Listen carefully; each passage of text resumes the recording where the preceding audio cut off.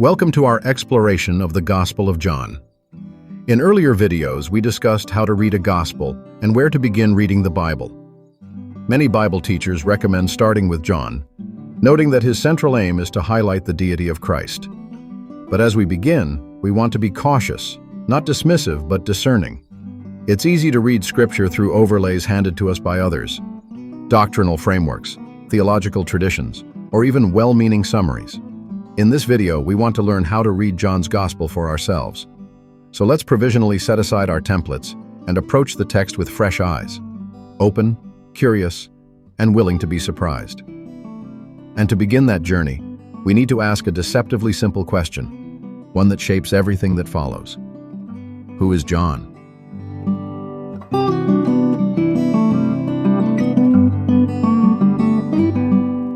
John was a fisherman turned apostle, known as the disciple whom Jesus loved, and traditionally credited as the author of the Gospel of John. John, son of Zebedee and younger brother of James, was one of the 12 disciples and part of Jesus' inner circle alongside Peter and James. Before following Jesus, he worked as a fisherman on the Sea of Galilee. Jesus nicknamed John and his brother sons of thunder, Boanerges, likely reflecting their passionate and bold personalities.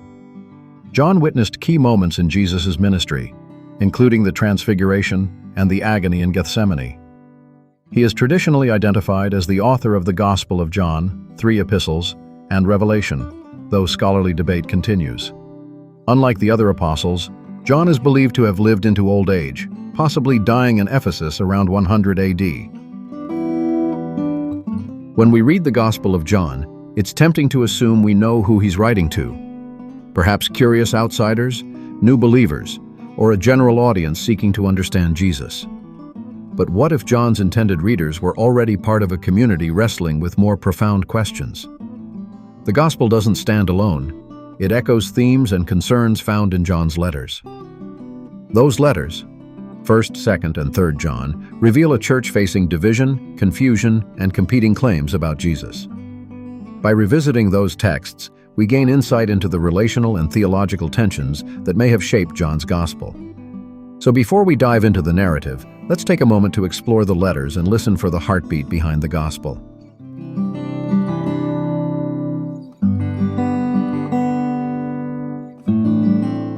This approach to understanding John offers us the opportunity for discovery, rather than doctrinal confirmation.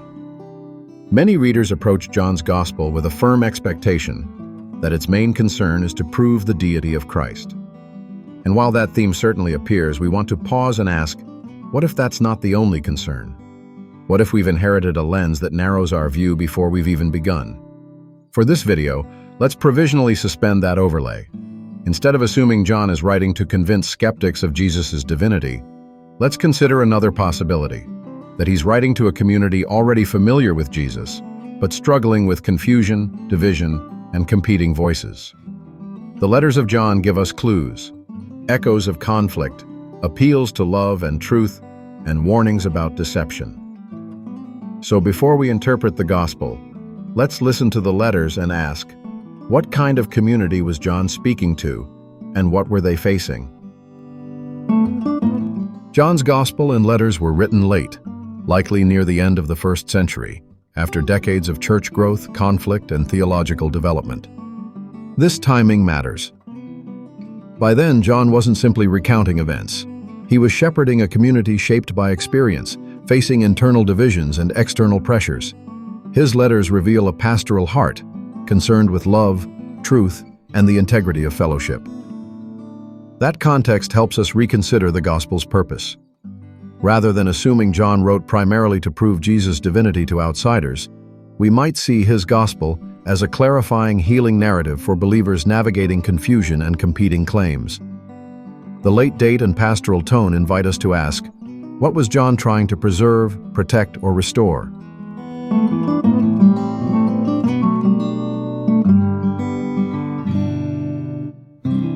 Most scholars date the Gospel of John to around 90 to 100 AD, with the letters of John likely written shortly after, between 90 to 110 AD, Gospel of John. Traditionally attributed to the Apostle John, this gospel is widely believed to have been written in the late 1st century, around 90 to 100 AD. Some scholars argue for slightly earlier or later dates, but this range reflects the mainstream view. John's letters. These are generally thought to have been written after the gospel, likely between 90 to 110 AD, though some scholars suggest they may have been composed concurrently or even slightly earlier. The letters reflect a community already familiar with Jesus' story, but facing internal conflict and theological confusion, possibly the same community that received the gospel. Historical context. Early church fathers like Irenaeus and Eusebius report that John lived into the reign of Emperor Trajan, 98 to 117 AD, which supports the idea that both the gospel and letters were written near the end of the 1st century. This timeline supports our interpretive approach. If the letters were written to address emerging divisions or distortions within the Christian community, they may provide crucial context for understanding the gospel, not as a standalone theological treatise, but as a pastoral and clarifying narrative shaped by real tensions.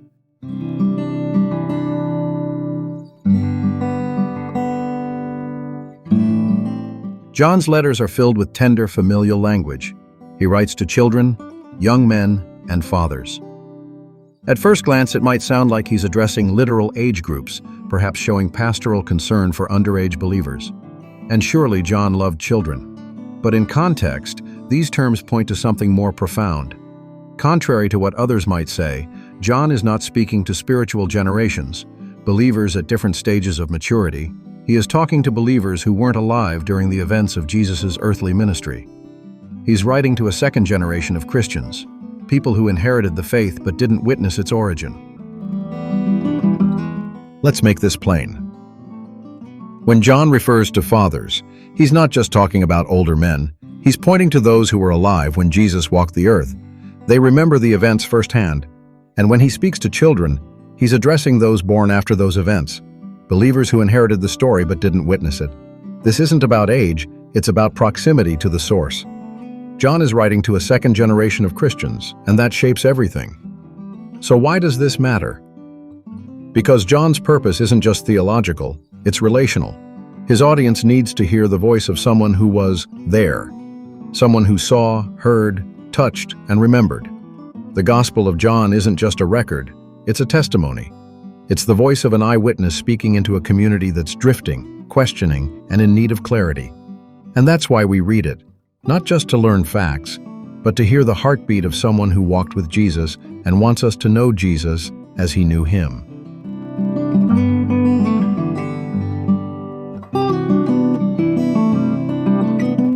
If there's one thread that runs through the Gospel of John like a pulse, it's the question of belief. Not just belief as a mental agreement, but belief as a response. Personal, transformative, and often costly. John doesn't just tell us what happened, he invites us to wrestle with why it matters. Why should someone believe? On what basis? Why do some believe while others walk away? These aren't abstract questions. They're the heartbeat of his gospel. From Nicodemus to the Samaritan woman, from the blind man to Thomas, John presents stories that probe the mystery of faith. And he doesn't resolve it neatly. Instead, he leaves us with tension, invitation, and the haunting possibility that belief is both gift and choice. If we read John carefully, we're not just learning about Jesus, we're being asked to respond. From this point forward, we're not here to tell you what to believe, we're here to help you see. Our goal is to approach the Gospel of John with fresh eyes, setting aside inherited conclusions and asking, what does the text actually say? What patterns emerge? What questions does John raise? And how does he frame belief?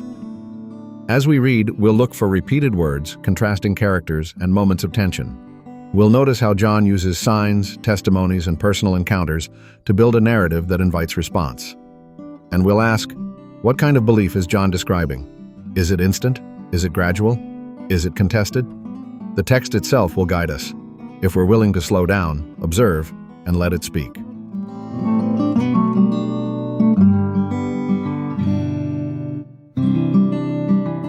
John's Gospel and letters are saturated with epistemological language, words that point to how we come to know, perceive, and respond to truth. Terms like light, witness, manifest, and truth are not decorative. They are foundational to how John frames the journey of belief. In the Gospel of John, the verb believe appears nearly 100 times, far more than in any other gospel. The word light appears 23 times, often in contrast to darkness, signaling the unveiling of truth and the moral clarity that comes with knowing Christ.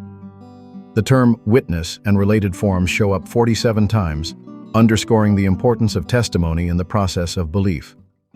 The term manifest appears multiple times in both the Gospel and the letters, often referring to Jesus revealing God's nature or mission, for example 1:31, 1 John 1:2, 3:5, and 3:8. These words form a vocabulary of revelation. John is deeply concerned with how truth is seen, heard, and received. For example, in John chapter 1, verses 4 and 5, we read, "In him was life, and the life was the light of men. The light shines in the darkness, and the darkness has not overcome it." Here, light is not just illumination, it is life itself, made visible in Christ. In John chapter 1, verse 7, John the Baptist comes as a witness to bear witness about the light, that all might believe through him. The connection is clear. Witness leads to belief, and belief is grounded in what has been manifested. In 1 John chapter 1, verse 2, the author writes, "The life was made manifest, and we have seen it and testify to it." Again linking manifestation, eyewitness testimony, and the invitation to believe. John's language is not abstract theology. It's a carefully constructed framework for knowing, trusting, and responding to the person of Jesus.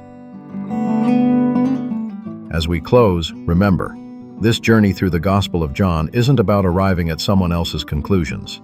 It's about learning to examine the text for yourself, to notice what's there, and to ask honest questions. John invites us into a living conversation, one shaped by witness, tension, and the mystery of belief. So keep reading. Stay curious. Don't be discouraged if the answers don't come quickly. The Gospel of John was written by someone who was there, but it's meant for those who weren't. That includes you. And your voice, your questions, and your discoveries matter. Keep going. We're building a space for honest, grace-filled discovery. If that sounds like something you want to be part of, subscribe and click the bell to stay connected. Thanks for watching.